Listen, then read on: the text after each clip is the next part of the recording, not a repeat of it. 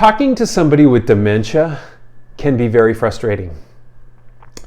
People with dementia, they are not operating correctly, right? So they have actually a problem with the executive part of their brain, which means that any sort of reasoning, any sort of intelligence, any sort of memory, any decisions that they have to make, and even motor skills are affected by this really important part of our brain. You need to come up with a strategy to be able to have successful communications with your loved one without aggravating them and making their situation worse. When you get into a situation where you're trying to talk to somebody about getting caregiving or about going to assisted living or a care home, these can be very difficult conversations because there's so much resistance against that in their mind.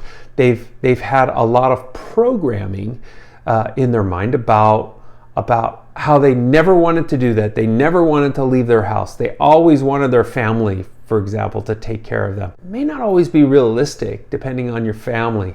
So these conversations, whether they're staying at home or moving into another location, you need some strategies in order to really successfully communicate. And what I'm going to suggest is every time you communicate with your parent, you're going to come in with a really positive attitude and know that the objective of your conversation today is to keep them in a happy, good mood.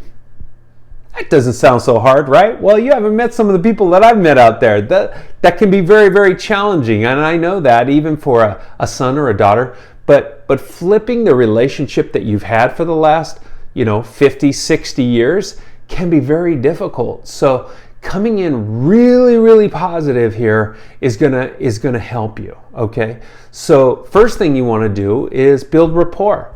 Talk about the weather. Talk about something that happened to you on the way in. Talk about how you like the color they're wearing. Something very easy. Oh, you're wearing that blanket. I love this blanket. You know where we got this blanket from?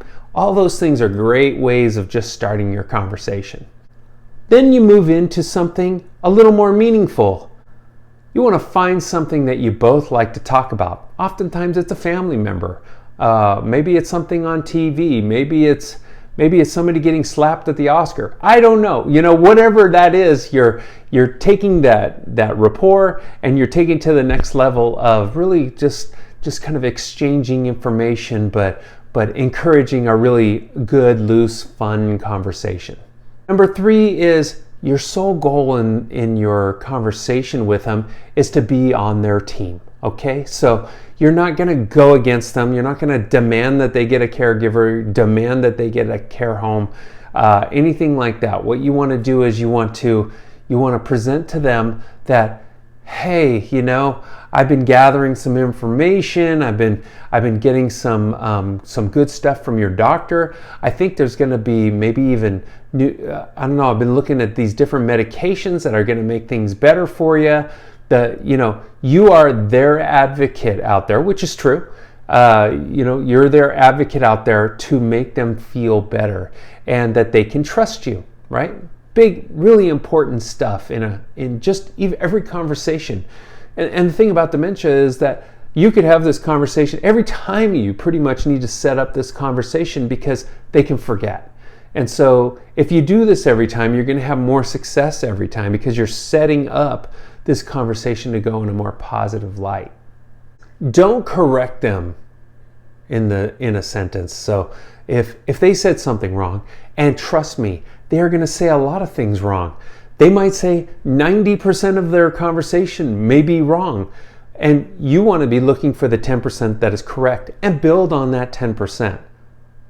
Stay away from hot buttons that you know are going to upset them. One of those hot buttons could be getting a caregiver, going to a care home. And what you want to do is you want to find a really positive way to present that information. Only after all of the other work that you've done for the conversation, you can come in and you can talk about things like, yeah, part of my research is showing that people that have a caregiver in their home, they're able to stay in their home for over 10 years longer than somebody without. That they can't do it on their own, but they can hire a team of people that can help. And with that, that they're going to live longer, happier, and better lives. Keep it simple, knowing that you are the person that's going to make the decision, not them. You need to be solid about what is the best decision for them. And it's time for you to take the wheel and do this for them. But have them have so much trust in you that they believe you're doing everything right for them. All right? This can be really tricky to navigate. It doesn't always go smooth. It's challenging. It's stressful. It's confusing. And you probably need help. I'm here to help. There's other people out there that can help you. Reach out to the people that you can get help from, and it'll make it a lot smoother for you. Okay? All right. Talk to you soon.